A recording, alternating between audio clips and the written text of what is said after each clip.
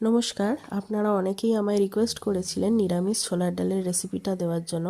তো আজকে আমি সেটাই আপনাদের সাথে শেয়ার করে নিচ্ছি। ছোলার ডাল বানানোর জন্য এখানে আমি নিয়েছি 1 বাটি নারকেল কুচি, নিয়েছি 1 ইঞ্চি একটা আদার টুকরো, 2টো কাঁচা লঙ্কা, একটা মিডিয়াম সাইজের টমেটো, 1 বাটি মতন কড়াইশুঁটি, গোটা ধনে, জিরে, শুকনো লঙ্কা আর গোটা গরম মশলা।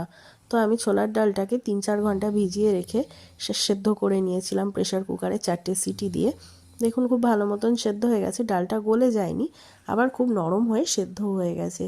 এবার একটা কড়াই বসিয়ে আমি ওর মধ্যে দিয়ে দিলাম ওই ধনে, জিরে আর শুকনো লঙ্কাটা, যেটাকে আমি ড্রাই রোস্ট করে নামিয়ে নিচ্ছি। এটা আমি পরে গুঁড়ো করে ভাজা মশলা হিসাবে ব্যবহার করব।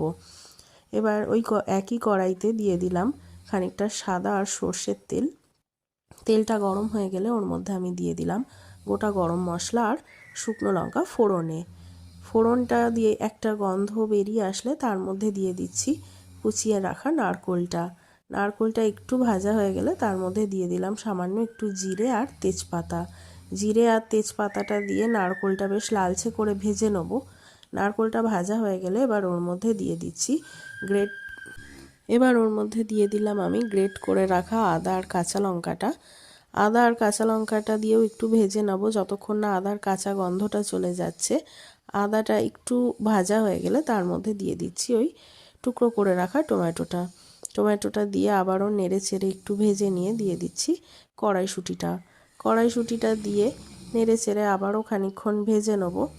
এবার রেগুলারের যা যা গুঁড়ো মশলা সেগুলো অ্যাড করব, যেমন স্বাদ অনুযায়ী নুন, হলুদ আর সামান্য একটু জিরের গুঁড়ো। এখানে আমি কোনো রকম শুকনো লঙ্কার গুঁড়ো ব্যবহার করিনি, কারণ ছোলার ডালে খুব বেশি ঝাল হয়ে গেলে সেটা খেতে ভালো লাগে না, তাই আমি কোনো রকমের শুকনো লঙ্কার গুঁড়ো ব্যবহার করিনি। আমি ওই 2টো কাঁচা লঙ্কা আর শুকনো লঙ্কা গুঁড়ো করে যেটা হয়েছে সেটাই আমি ব্যবহার করেছি, কোনো রকম এক্সট্রা করে শুকনো লঙ্কার গুঁড়ো আমি অ্যাড করিনি।